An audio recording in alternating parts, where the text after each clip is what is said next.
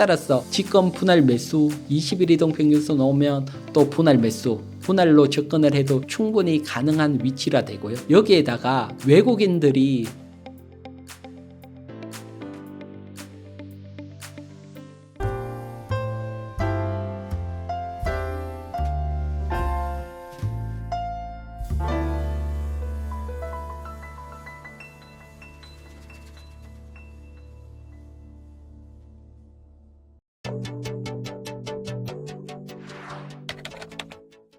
제가 이제 소부장 쪽에서는 이제 오늘은 여러분들에게 좀 조심하자는 설명을 드려야 될 것 같아요. 다들 소부장 좋고 좋다는 얘기들이 많이 나오는데 사실 반도체라는 것은 사이클이 있는 종목이거든요. 그래서 그쪽보다는 좀 경계적인 측면에서 한번 설명을 드리려고 해요. 뭐 반도체 장비 중에 대장은 한미 반도체잖아요. 그래서 한미 반도체 월봉 차트를 한번 보도록 할게요. 뭐 지금 이번 상승 사이클 잡고 보더라도 지금 약 20배 상승을 했거든요. 엄청나게 상승을 했습니다. 지금 크게 상승을 하고 20개월 이동평균선하고 이격도 크게 벌어져 있고요. 그러면 반도체 장비주라는 것을 여러분들이 생각을 해보면 반도체 장비주들은 결국 삼성전자라든가 SK하이닉스가 공장 증설을 해야지 반도체 장비주들은 수익이 나는 거잖아요. 지금 공장 증설을 많이 해버리면 그 다음 향후 2, 3년은 발주가 안 나옵니다. 그래서 이번 상승 사이클에서 공장 증설이 많이 돼버리면 한동안은 사실 장비주들이 어려워지고 또 반도체 가격이 사이클을 타듯이 사이클이 안 좋을 때 또 다음 상승 때 대비해서 투자를 했을 때 그 기간을 기다려야 되는데 그 기간이 2년.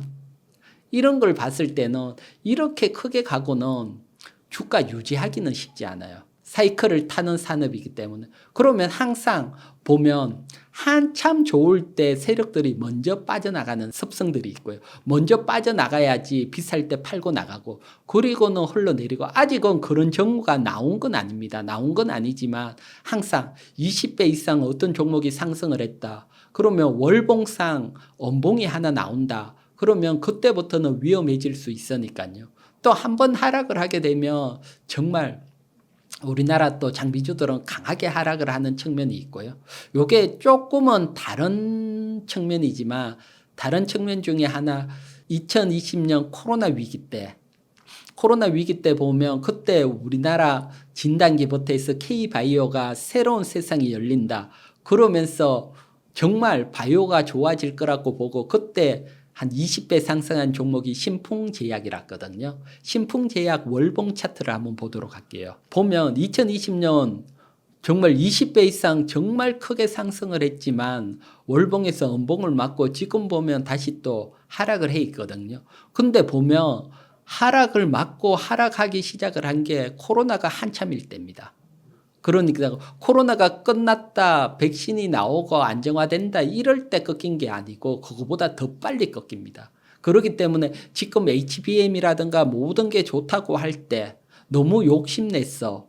이렇게 가면 위험해질 수 있으니까요. 그래서 장비주에 대해서는 조금 조심을 하고 특히 지금부터는 장비주 중에서도 실적 베이스로 어느 정도 실적이 받치는 종목 그게 아니면 제가 지난번에 나와서 반도체 테마에 대해서 한번 설명을 드린 적이 있거든요. 테마들 보면 CXL 테마라든가 또는 유리기판 테마 이런 애들 네오셈이라든가 HB 테크놀로지 이런 애들이 크게 가기 전에 전환사채 행사가 나오고 크게 갔다. 그래서 지금은 이제 개별처럼 이런 전환사채가 나온다든가 이런 종목들에게 관심을 가지시고요.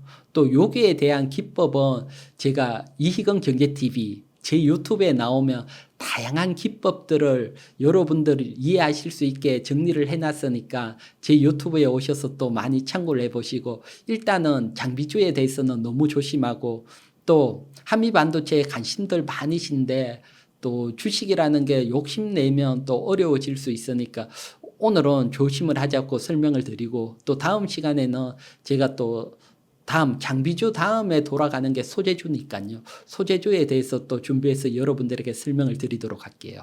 그러면 소재주 중에 굳이 한 종목을 보신다면 후성이라는 종목이 있거든요. 후성은 사실 실적으로 본다면 작년도에 한 170억 적자, 올해도 또 적자가 나고 있거든요. 그 적자가 나고 있는데 왜 지금 여러분들에게 관심을 가지라고 설명을 드리냐고 보면, 후성은 반도체 소재를 만드는데 반도체 사이클이 안 좋았잖아요. 안 좋으면서 사실 뭐 소재 생산을 중단을 했습니다.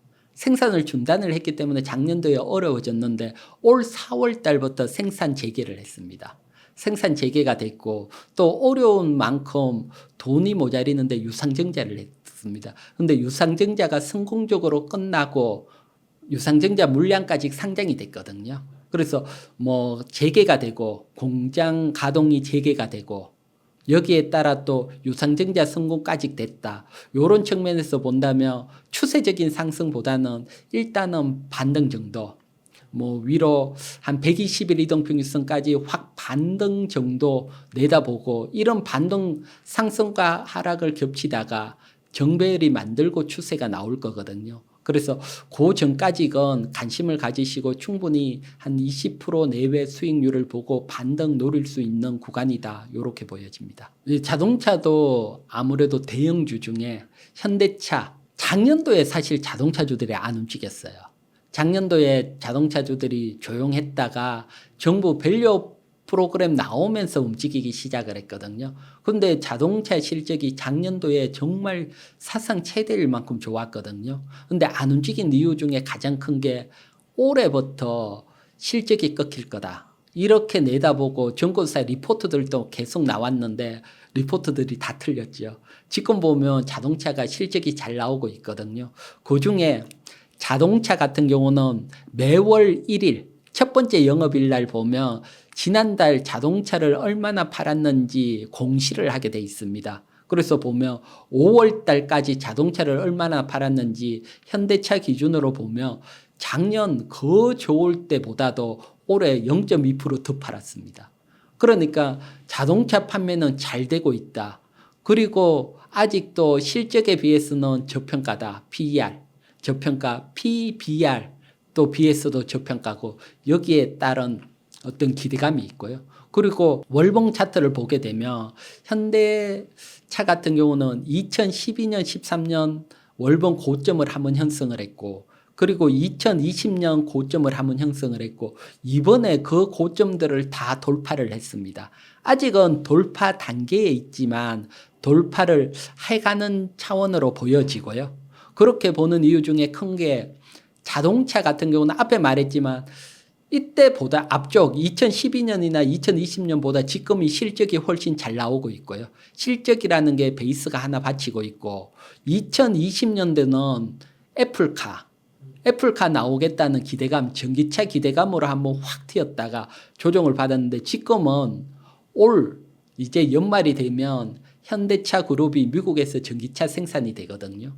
그 생산이 되는 기대감 보면 지금까지건 뭐 미국에서 전기차가 안 나오니까 정부 보조금, 미국 IRA 보조금을 못 받은 상황에서 전기차를 판매를 했는데 그래도 2위를 했습니다. 엄청난 선전을 했는 거죠.